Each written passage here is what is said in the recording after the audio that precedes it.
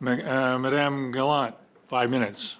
Thank you, Mr. Chairman. Germany is considering invoking NATO's Article 5. You won't have our submarines operational for another 13 years if all goes well. In 5 years, our Conservative government got 5 C-17 Globemasters, 17 C-130 Hercs, 15 Chinook helicopters, which had been canceled by the Liberals previously and ended up costing many lives on the ground in Afghanistan, 100 Leopard tanks, modernized drones, modernized Auroras and frigates. So we don't have 13 years. We're on the potentially the brink of war. What can you do to speed up the process now so that we can get the equipment in our military's hands that they need right now on the front lines? Well, two things.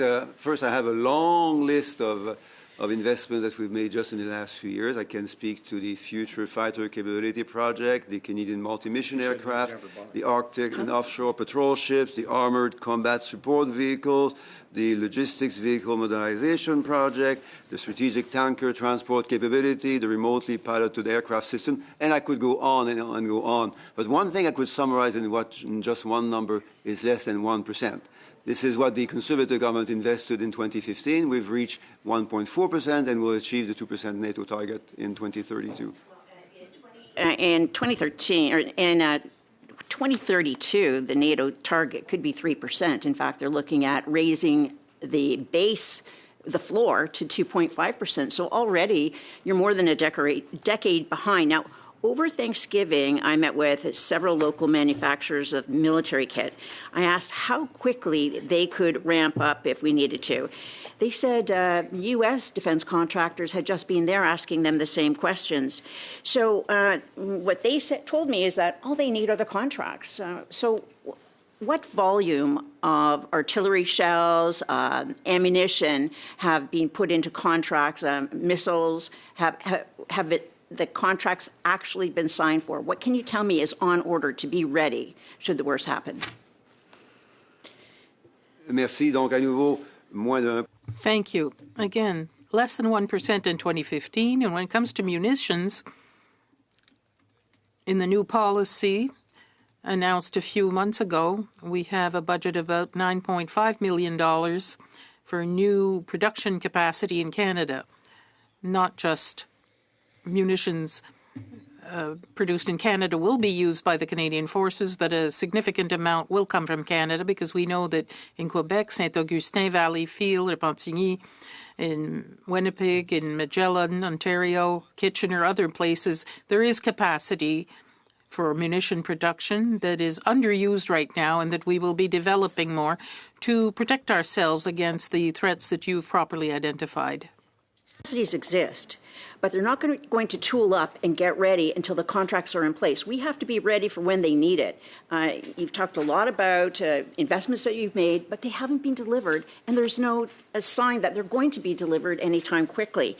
So we have our troops in Latvia right now. Half their vehicles don't work. They don't have the parts. They don't have the mechanics. They have no air defense. What has been done on the part of your ministry in procuring some air defense that we can get on the ground for Canada, not borrowing off someone else? Bon, je vais corriger certains faits, là. Well, let me correct a few facts here. The Canadian defense industry is doing well and going better and better. 81,000 jobs are created in Canada annually with a significant investment that we're making. The second thing is that when you talk about presence in Latvia, it's to defend Ukraine. Unfortunately, I know it's uncomfortable for you to hear, but you voted against all investments that we made to defend Ukraine in the past few months. That's something we find regretful. But that's the reality. Much. In response to my last question, I guess the answer is that there are no contracts for artillery shells or ammunition underway and in place so that we can get them in good order. So how are you going to provide enough funding and get the equipment necessary, cut through the red tape so that our Cyber Command has the necessary tools and latest technology and can keep up with the bad actors who are constantly attacking our cyber infrastructure from the cyber angle? Again, I why members do this, but keep drones on. runs a question right up to 3 seconds left. If you can answer in 3 seconds, you're welcome to it, but I'm happy to move on as well.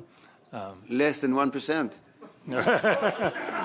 Okay. Point of order. This is committee, Mr. Chair. It is not question period. We don't need the theatrics. We actually need some answers. Well, yes, point of order. Man, this is a stretch of point of orders.